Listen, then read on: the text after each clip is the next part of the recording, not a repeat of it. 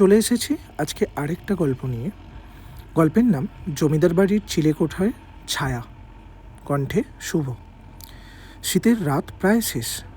গ্রামের প্রান্তে অর্ধভাঙা বিশাল জমিদার বাড়িটা কালো ছায়ার মতন দাঁড়িয়ে আছে, বহু বছর ধরে পরিত্যক্ত। লোকেরা বলে বাড়িটার চিলেকোঠায় রাতে নাকি আলো জ্বলে ওঠে, আবার ভেতর থেকে নাকি নানা রকমের শব্দও শোনা যায়, আর সেই শব্দগুলো সব অদ্ভুত অদ্ভুত, কেউ কাছেও যায় না। কিন্তু গত 2 বছর ধরে যে ছেলেটা ইউটিউবে ভৌতিক জায়গার বিভিন্ন রকম লাইভ করে লাখো লাখো সাবস্ক্রাইবার জুটিয়েছে, সে হলো ঋত্বিক। যত বেশি বিপজ্জনক জায়গা তত বেশি ভিউ, আর ভিউর জন্য সে সমস্ত রকম রিস্ক নেয়। কিন্তু সে আজ পর্যন্ত কোনোদিনও এরকম জায়গাতে যায়নি। এবার ঋত্বিক ক্যামেরাটা অন করলো, সমস্ত সেট আপ রেডি করার পর লাইভে এসে বলল, বন্ধুরা, আজকে আমি যাচ্ছি মহিপুর জমিদার বাড়িতে।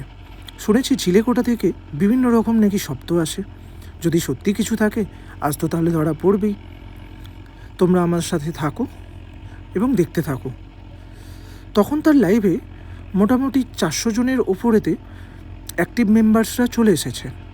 অনেকে মন্তব্য করতে শুরু করে দিয়েছে, আরে ভাই সাবধানে যাবেন, কিন্তু এই জায়গা কিন্তু খুব খারাপ।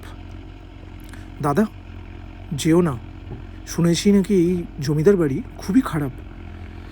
ঋত্বিক তখন হাসলো, হা, চিন্তা করবেন না, আমি আছি তো। এবার ঋত্বিক জমিদার বাড়ির মূল ফটকটা কাছে দাঁড়ালো এবং দাঁড়িয়ে দেখে মূল ফটকটা ভাঙাচোরা, লোহার কড়া মরচে পড়ে গেছে। হঠাৎ করে একটা জোরে হাওয়াতে সেই ফটকটা দুলে উঠতেই ক্যামেরা একটু কেঁপে উঠল। দর্শকরা তখন কমেন্ট করে উঠল, ভাই আওয়াজটা শুনলেন? ঋত্বিক তখন গলা ঝাঁকুনি দিয়ে এগোলো, মোবাইলের টর্চ অন করলো এবং টর্চ অন করে বিশাল বারান্দা জুড়ে দেখলো যে অনেক ধুলো, মাকড়সার জাল এবং অনেক কিছু পড়ে রয়েছে। আর এক ধরনের শীতলতা এই বাড়ির চারদিকে ছড়িয়ে রয়েছে, যা বাড়িটার ভেতরে ঢুকলে আরও বেশি বুঝতে পারা যাচ্ছে। বাড়ির ভেতরে পা রাখতেই হঠাৎ করে খচ খচ করে শব্দ হচ্ছে, যেন মেঝেতে কেউ কাঠে করে ঘষছে। ঋত্বিক তখন লাইভে বলল, বন্ধুরা শুনলেন? কেউ যেন মনে হচ্ছে যেন হাঁটছে। কমেন্টে তখন কেউ লিখল, ওইটা তো ভাই আপনারই ছায়া। না, ওটা অন্য কারোর পায়ের শব্দ। আবার কেউ বলছে যে না, এটা কেউ হেঁটে যাচ্ছে। ঋত্বিক তখন সমস্ত তাদের কমেন্টসগুলো দেখার পর হাসলো এবং হাসার পরেতে একটু একটু করে এগোতে থাকলো। যদিও তার মুখের হাসিটা পুরোটা সত্য কিন্তু ছিল না, বুকের ভেতর কোথাও একটা অস্বস্তি ক্রমশ বাড়তে শুরু করেছিল ঋত্বিকের। বাড়িটা একসময় জমিদার হরিচরণ রায়ের ছিল। কথিত আছে তার একমাত্র ছেলেকে কেউ খুন করে, আর সেই রাত থেকে বাড়িতে সব অদ্ভুত অদ্ভুত ঘটনা ঘটতে শুরু করে। সেই ঘটনার পর জমিদারের পুরো পরিবার সেই বাড়ি ছেড়ে চলে যায়। এরপর বাড়িটা পরিত্যক্ত পড়েই আছে। ঋত্বিক যখন সিঁড়ির দিকে এবার আস্তে আস্তে এগোচ্ছে, হঠাৎ উপরের চিলেকোঠার জানলায় এক লালচে আলো দেখা গেল 1 সেকেন্ডের জন্য, তারপর আবার নিভে গেল। কিন্তু লাইভে থাকা সমস্ত মানুষগুলো সেটা দেখছে। কমেন্টে রীতিমতো আতঙ্ক শুরু হয়ে গেছে। দেখলেন চিলেকোঠায় আলো? ভাই ওদিকে যাস না, বন্ধু ওদিকে যাবেন না কিন্তু, প্লিজ আপনাকে বলছি সরে আসুন ওখান থেকে। ঋত্বিক এবার থমকে দাঁড়িয়ে গেল, ক্যামেরা জুম করলো। ঋত্বিকের নিঃশ্বাস একটু ভারী হয়ে এসছে এবং সে ক্যামেরার দিকে তাকিয়ে বলল, বন্ধুরা আমি ওদিকেই যাচ্ছি, সত্যটা না খুঁজে আমি কিন্তু ফিরব না, যাই হয়ে যাক কোনো অসুবিধা নেই। এরপর ঋত্বিক সিঁড়ির প্রথম ধাপে পা রাখতেই স্পষ্টভাবে আস্তে আস্তে করে কিছু শব্দ শুনতে পাচ্ছে। কেউ যেন খুব নিঃশ্বাস নিচ্ছে, কেউ আস্তে আস্তে করে নাকি নিঃশ্বাস নিচ্ছে। শব্দটা উপরের দিক থেকেই আসছে, ঋত্বিক একদম সেটা স্পষ্ট বুঝতে পারল। আবার সিঁড়িগুলোও কিন্তু ভাঙাচোরা, প্রতিটি ধাপে কিন্তু কচমচ কচমচ করে শব্দ হচ্ছে। হঠাৎ ক্যামেরার আলো নিচে পড়তেই দেখা গেল সিঁড়ির নিচে একটা ছায়া। সেই ছায়াটা ঋত্বিকেরই, কিন্তু সেই ছায়াটা আবার নড়ছে। ঋত্বিক হঠাৎ করে স্থির হয়ে গেল এবং সে লাইভেতে বলল, ওটা কি? ওটা আমার ছায়া না? আমার থেকে উল্টো দিকে কেন নড়ছে? দর্শকেরা তখন পাগলের মতন কমেন্ট করতে শুরু করেছে, ভাই ওখান থেকে সরে যাও, দৌড়ান, দাদা প্লিজ ওখান থেকে চলে যান আপনি। ঋত্বিক তখন পুরো সাহস নিয়ে ক্যামেরাটা নিচের দিকে তাকালো, কিন্তু তখন আর ছায়াটাই নেই। এরপরে সিঁড়ি বেয়ে ঋত্বিক আস্তে আস্তে করে চিলেকোঠার ঘরের সামনেতে দাঁড়ালো। দরজাটা অর্ধেক ভাঙা, কাঠের পায়ে রক্তের মতো লাল দাগ, কিন্তু সেটা রক্ত কি রক্ত নয় সেটা সে বুঝতে পারল না। ভেতর থেকে একটা শব্দ আসছে, অদ্ভুত রকম শব্দ। ঋত্বিকের গলা শুকিয়ে যাচ্ছে আস্তে আস্তে করে। বন্ধুরা, আমি এখন দরজা ঠেলছি। দরজাটা আস্তে করে খুলতেই মোবাইলের লাইটের ধোঁয়ার মতন কিছু একটা চলে গেল। ঋত্বিক প্রথমে কিছু দেখতে পেল না।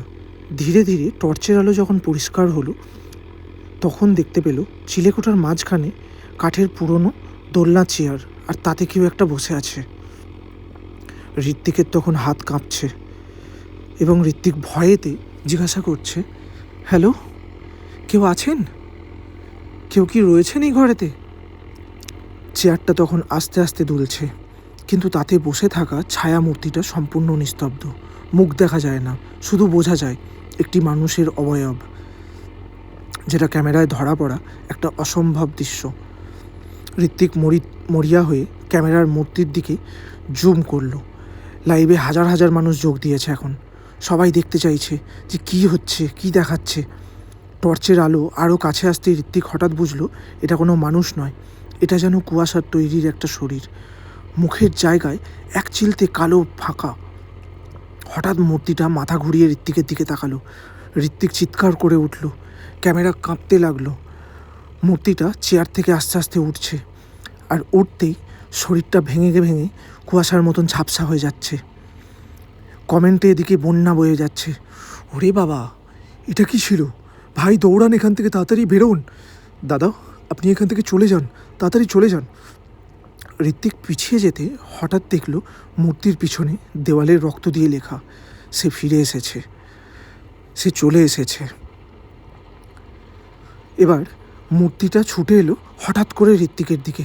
তখন মোবাইলের আলো নিভে গেল, ভেতরটা পুরো অন্ধকার। হাত থেকে মোবাইলটাও পড়ে গেল, টর্চটাও পড়ে গেল, শুধু একটা পায়ের চলার শব্দ। ঋত্বিক হঠাৎ করে দম বন্ধ হয়ে দৌড় দিল সিঁড়ির দিকে। ছুটতে ছুটতে হঠাৎ দরজার কাছে সে একটি পুরনো ফাইল দেখতে পেল। তাতে লেখা মহিপুর জমিদার বাড়ির ইতিহাস। বাতাসে ফাইলের কয়েকটা পৃষ্ঠা উড়ে এলো, সামনে পড়ল। তাতে যা লেখা ছিল তা পড়ে ঋত্বিকের শরীর অবশ হয়ে গেল। জমিদারের ছেলে অনন্য রায়কে হত্যা করা হয়েছিল, আর সেটা চিলেকোঠাতেই। তাকে দড়ি দিয়ে বেঁধে কুৎসিতভাবে অত্যাচার করা হয়েছে।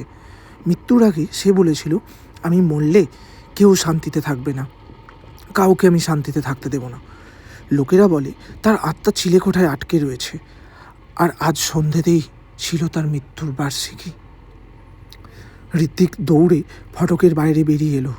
নিঃশ্বাস পুরো এলোমেলো। রাস্তায় পৌঁছাতেই মোবাইলের আলো আবার জ্বলে উঠল। লাইভ এখনও চালু, হাজার হাজার মানুষ দেখছে। ঋত্বিক চিৎকার করে বলল, ওরে বাবা, ওরে বাবা, ওটা মানুষ না, ওটা মানুষ না। ঠিক তখনই ক্যামেরা স্ক্রিনে পিছনে জমিদার বাড়ির চিলেকোঠায় জানলায় আবার সেই লাল আলো জ্বলে উঠল, আর জানলাটা ঠিক সামনে দেখা গেল একটা কুয়াশাময় ছায়া তীক্ষ্ণ দৃষ্টি নিয়ে দাঁড়িয়ে আছে। লাইভের স্ক্রিন আবার ঝাপসা হয়ে গেল।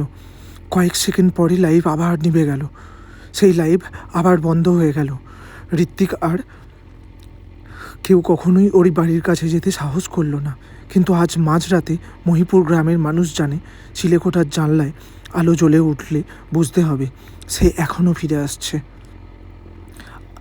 এখনও সে রয়েছে। আজকের গল্প এখানেতেই। আপনারা জানান এই গল্প কেমন লাগলো আপনাদের।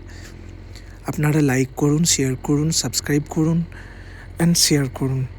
Thank you so much.